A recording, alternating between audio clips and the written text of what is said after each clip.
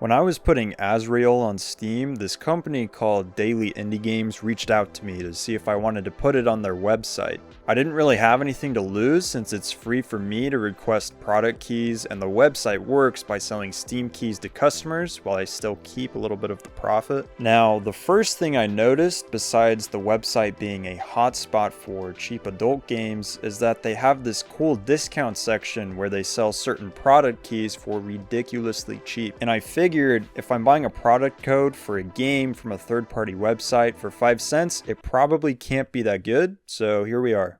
The first game I got was called The Cruise. It's a bullet hell shooter with old arcade-style graphics. The main theme was a banger, the title screen was nice and detailed, and it even had a pretty fleshed out class system with their own designs and perks.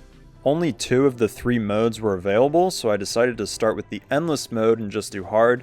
Honestly, I thought this game was sick. I didn't mind the background, I thought it made the enemies and projectiles easy to see, and the aesthetic was really enjoyable as well, but the game definitely had its flaws. There wasn't really any initial progression, they all just sort of spawned at once. And in a game with this many projectiles, the movement needs to be incredibly crisp with 0 latency issues. But there was a sort of acceleration and deceleration, with the ship's hitbox being a little bigger than it probably should. This led to some impossible situations and an unnecessary layer of artificial difficulty. Luckily, I didn't really mind it all that much, since the damage you take is pretty forgiving and the boss designs were cool.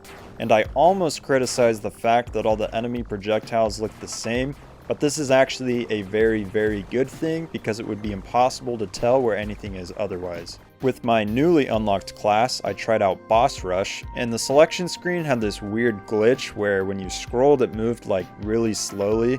And I even had the funny mouse wheel that you can like unlock and spin really fast, but it didn't help much. Boss Rush was alright. It was cool to focus more on the combat rather than solely dodging. And the last thing I did was try out Endless on the hardest difficulty, and it was about what you'd expect from a bullet hell on the hardest difficulty. The devs recently said the game was now free to play because they weren't proud of the quality, which I can respect, but some homie in the reviews wrote the most vile and entertaining Twitter review I have ever seen. So when version 2 comes out, feel free to support the devs. If a game is under $5, I like to judge the quality based on if I would play it on Cool Math Games. And you know, I would definitely play this game on Cool Math Games, so thumbs up from me. Now, if you think my intro to the video was a bit harsh and that The Cruise looked not bad for only being 5 cents, then I'd like to introduce this game, Splash Jumper.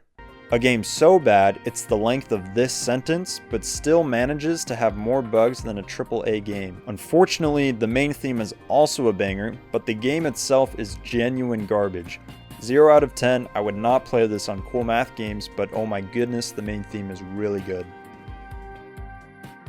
The last game I tried was called Moon Defense, not to be confused with Moon Defense, which looked way cooler but was unfortunately not 5 cents. Now, Moon Defense was absolutely a step up from this trash, but it still had a few issues. I don't know why this keeps happening, but the main theme was a freaking banger, like really freaking good. All of the themes reminded me of this game called Infinitode 2.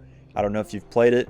Anyways, the first weird thing I saw was that all 8 levels were immediately unlockable. It had a shop, which I liked, and I hopped into the first level where I was graced with the best song yet. Just listen.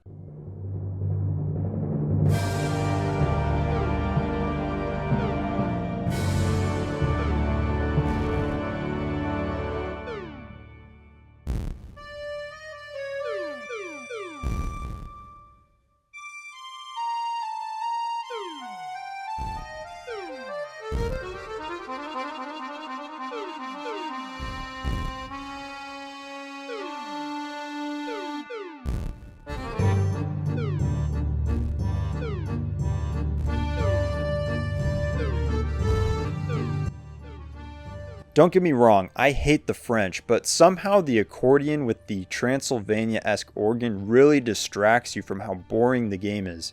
The concept is fine, but the projectiles you shoot are really slow moving and the turret itself doesn't rotate quickly. You'll see why this is an issue later. I checked out the shop and got this completely useless laser sight which does absolutely nothing and is completely useless, and then I checked out level 2 which was pretty much the exact same.